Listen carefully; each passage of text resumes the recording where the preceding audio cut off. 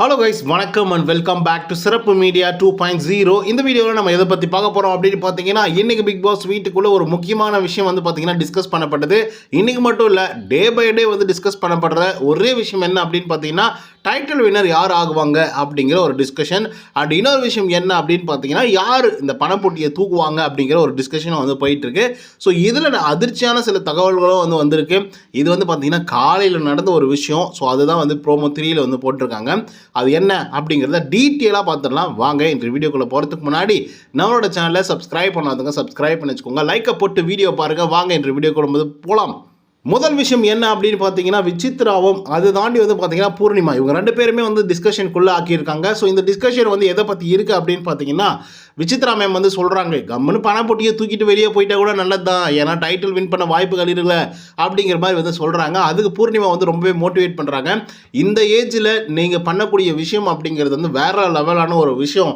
நீங்கள் பேசக்கூடிய கண்டென்ட் அப்படிங்கிறது வேறு லெவலான கண்டென்ட் ஆக்சுவலி. ஆனால் நீங்கள் வந்து ஏன் நீங்கள் இப்படிலாம் யோசிக்கிறீங்க அப்படின்னு சொல்லி கேட்கும்போது, அதுக்கு விசித்ரா மேம் வந்து என்ன சொல்கிறாங்க அப்படின்னா, அப்படிலாம் இல்லைம்மா, இந்த ஏஜ் ஃபேக்டர் அப்படிங்கிற ஒரு விஷயம் வந்து இருந்துகிட்ருக்கு. ஏன் அப்படின்னு பார்த்தீங்கன்னாக்கா, இப்போ 14 வயசுலேருந்து ஒரு 30 வயசு வரையும் பார்ப்பாங்களா இந்த ஷோவெல்லாம். ஸோ அவங்களுக்கு வந்து நம்மளை வந்து பிடிக்காம கூட இருக்கும். ஸோ அதனால் ஓட்டிங்ஸ் போடாமல் கூட இருக்கலாம், அதாவது ஃபைனலுக்கு.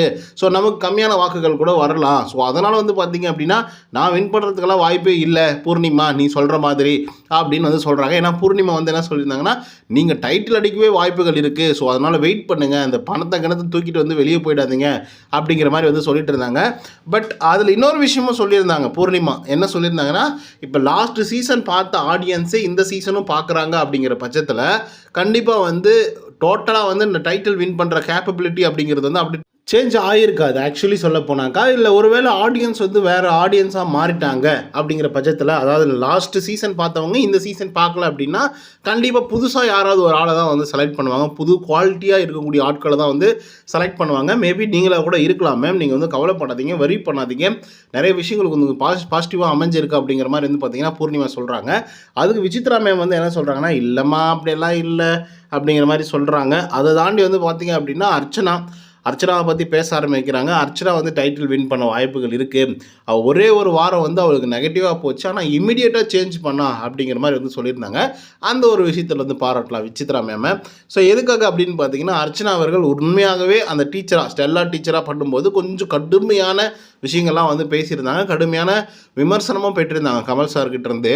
ஸோ அதுக்கப்புறம் அவங்க வந்து ஒரு இமீடியட் சேஞ்ச் வந்து நடந்துச்சு. ரவீனா கிட்ட குழந்தை மாதிரி வந்து நடந்துக்கிட்டாங்க. அப்பப்போ கூப்பிட்டு உட்கார வச்சு கொஞ்சினது, அதுக்கப்புறம் ஜாலியாக ஃபன்னாக கொடுக்கக்கூடிய டாஸ்க்கெல்லாம் வந்து ஜாலியாக வேறு லெவலில் பண்ணி வச்சுட்டு இருந்தாங்க. ஸோ அதனாலே வந்து பார்த்திங்கன்னா மக்கள் ரீபவுண்ட் பண்ண மாதிரி வந்து மக்கள் வந்து யோசிக்க ஆரம்பிச்சிட்டாங்க. ஸோ இதில் தாண்டி நம்ம தினேஷ் அவர்கள் வந்து பார்த்திங்கன்னா, விசித்ரா வந்து காசை வந்து தூக்க போகிறாங்க, அவங்கள வந்து சும்மா கொஞ்சம் உசுப்பேற்றுவோம் அப்படிங்கிற மாதிரி வந்து சொல்லிட்டு இருக்காப்புல.